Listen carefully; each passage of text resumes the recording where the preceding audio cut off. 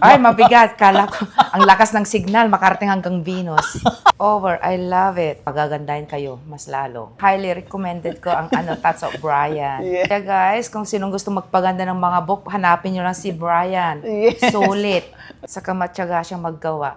Oo. Kukuto niya, isa-isa niya talaga. Grabe naman kasi talaga ang buhok ni ma'am guys. Ito yung hair transformation na ginawan ko talaga hanggat makakaya ko. Pero alam nyo ba na talagang gusto ko nang sumurrender at talagang aayawan ko na si ma'am. At tingnan nyo naman, yung pinaka-before niya guys, grabe talaga. Kung mapapansin nyo, meron na siyang maraming color na hindi nyo maintindihan na nakakatakot talaga. So ang hair niya is talagang dati siyang blonde tapos pinablock niya. Dahil gusto na niya na yung dark, tapos hanggang sa nagsawa na naman siya sa dark. Tapos yun pinatungan niya na nakakatakot na hair color. Ito yung sinasabi ko sa inyo na wag basta-basta kayong mag-DIY ng kung ano-anong brand. So ang ginawa ko talaga is pinipili ko yung dark para lang talaga ma-lighten ko ng dahan-dahan. Dahil etong nilagay niya na hair color as in talagang super nakakatakot talaga. Kaya ang ginawa ko is ganito guys na talagang mabusisi yung procedure niya na talagang grabe umabot kami ng ilang oras hanggang paggabi na talaga umaga siyang nasimulan. Tapos ito talagang sinabi ko sa kanya na hanggat kaya ko lang na ma-light sa hair mo dahil nung na-light ko na siya as in nung nag-strand test ako ginawan ko na siya ng 6% hanggang sa pataas pero talagang hindi kinaya ng 6% hanggang sa inunti-unti ko talagang nilakasan yung developer para lang talaga ma-lighten. So yan lang yung kinaya na na-light so ginawan ko na lang talaga ng paraan na magkaroon siya ng natural brown na hindi na ganon yung pinaka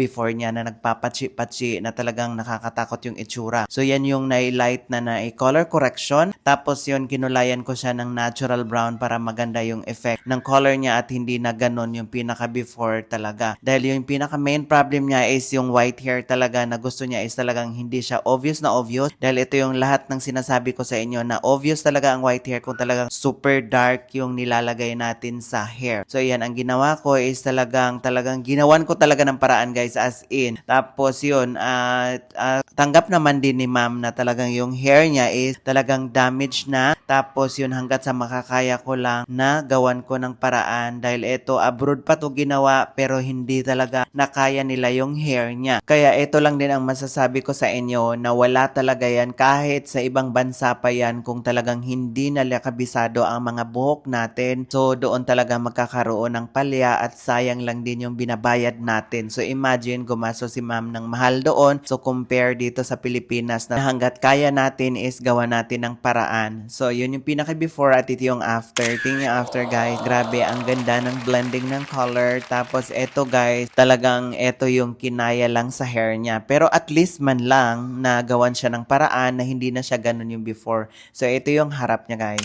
O say, di ba, napaka-beautiful transformation. Ito guys, talagang ang iniisip ni ma'am kanina na in-explain ko, nako, grabe yung buhok mo ma'am dahil yung nilagay niyang DIY na talagang nakakatakot siya guys, as in grabe, para na akong surrender kanina na talagang siyempre ayoko din naman sila madismaya guys na talagang bumiyahe pa sila ng madaling araw para lang makarating dito sa vegan. Actually, galing pa si ma'am ng abroad. So, eto talagang inantay niya talaga na magpakulay dito sa atin. So, ginawan ko ng paraan guys hanggat sa makakaya ko. So, eto na yung pinaka-final touch na talaga namang grabe guys. Pero eto yung hair niya talagang grabe yung black. Tapos blonde na meron para nag-orangey color. So, satisfied ka naman sa transformation natin for today, ma'am? Over. I love it. Highly recommended ko ang Tats of Brian. Yes. I'll see you again next year, promise. Yes. 'Di ba? So, ang nangyari sa hair mo noon, ma'am, is talagang kinulayan mo ng black tas hanggang sa gusto mo na naman for a change, tas hindi talaga nasunod. Yeah. Ah. Inano yung babae din, but she don't know anything. Abroad pa yon. Oh, imagine, tingnan nyo guys. I pay a lot, but she ruined it. Kasi ang buhok niya guys is talaga, hinighlight siya hanggang sa nagputol-putol na black pa rin. So, hindi siya nagkaroon ng natural brown na ganito naman sana na babagay sa skin tone natin. Dahil ang itsura kasi sa white hair niya nagiging black and white. So, sa malayo pa lang kitang-kita na yung white hair. So, Kaya guys, kung sinong gusto magpaganda ng mga book, hanapin nyo lang si Brian. Yes. Sulit. yeah. Mahal man kung mahal, pero sulit talaga. Pagagandahin kayo, mas lalo. Yeah. Long hours, but it's worth it. Hindi ka magsisisi. Hindi ka naman nangawit sa fuel kanina, ma'am, na talagang sa Ay, mabigat. Kala ko, ang lakas ng signal, makarating hanggang Venus. But honestly, recommend ko ang Tats of Brian. Oo. Saka matyaga siyang maggawa. Oo. Kukuto niya, isa-isa niya talaga.